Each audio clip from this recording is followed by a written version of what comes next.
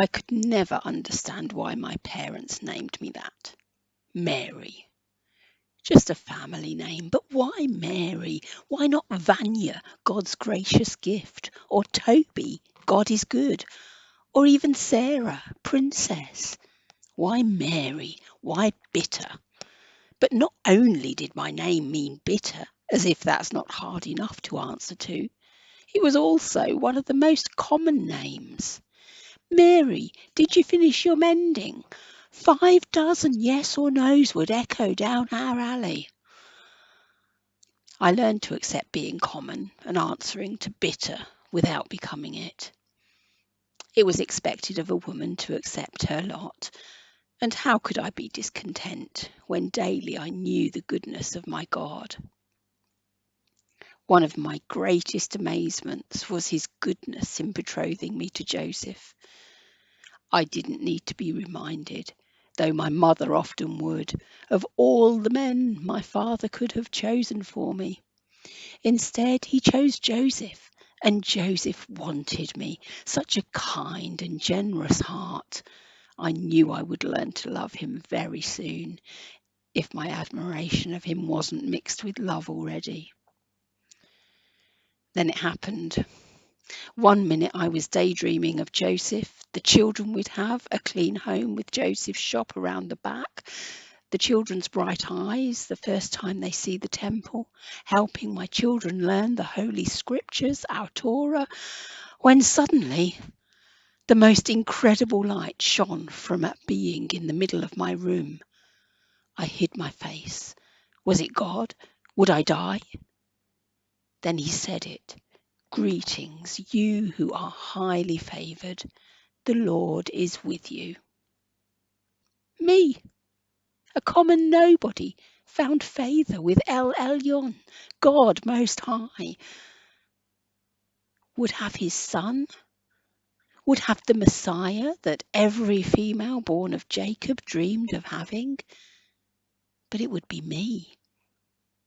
I had only kiddingly wished for it. I would laugh with pleasure at the thought of being uncommon enough to bear the Messiah, God's tool to deliver Israel. Deliver Israel. That's the part I never understood. No Jew ever did. We expected a military hero, a king. The deliverance we experienced was unexpected. It was the reason Gabriel didn't change my name when he announced my son Jesus, God's son, would be born. He called me Mary. I've pondered many things whilst raising Jesus. Or was it me learning from him?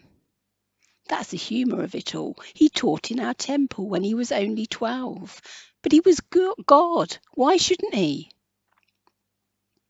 Then he did it. He allowed those who hated him to just kill him. He walked out of a crowd full of people trying to stone him. And then, for just a handful of rulers, he submits to condemnation. It was then I knew why I was called bitter. I had never faced bitterness like I did there at the feet of my son as he hung dying.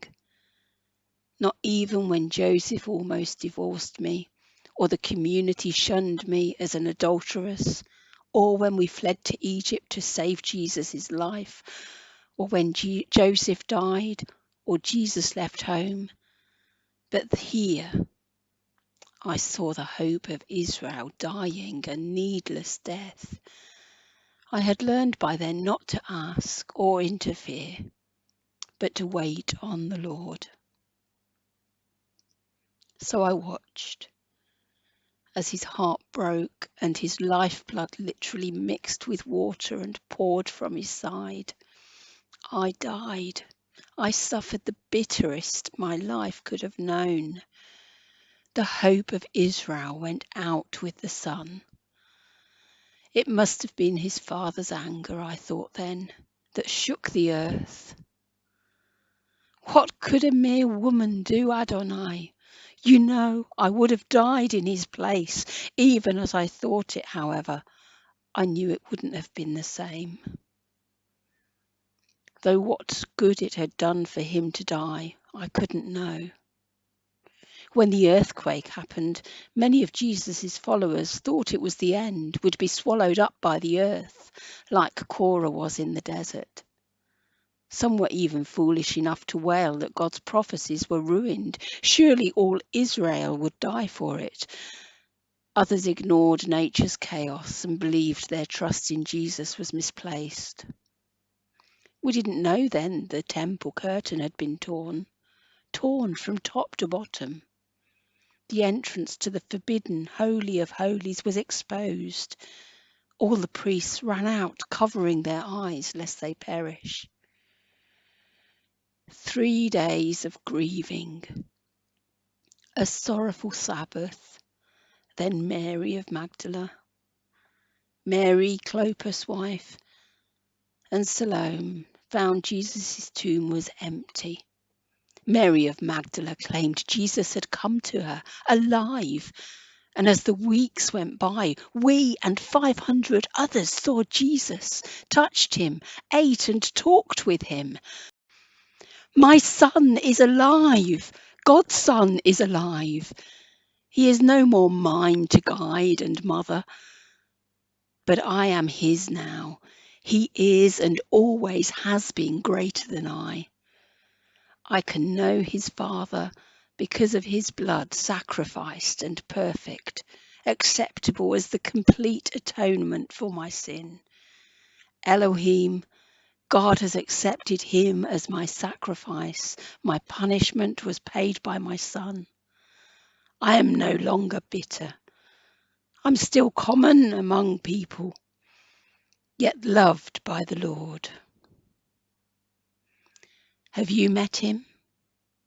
Come, let me introduce you to Jesus.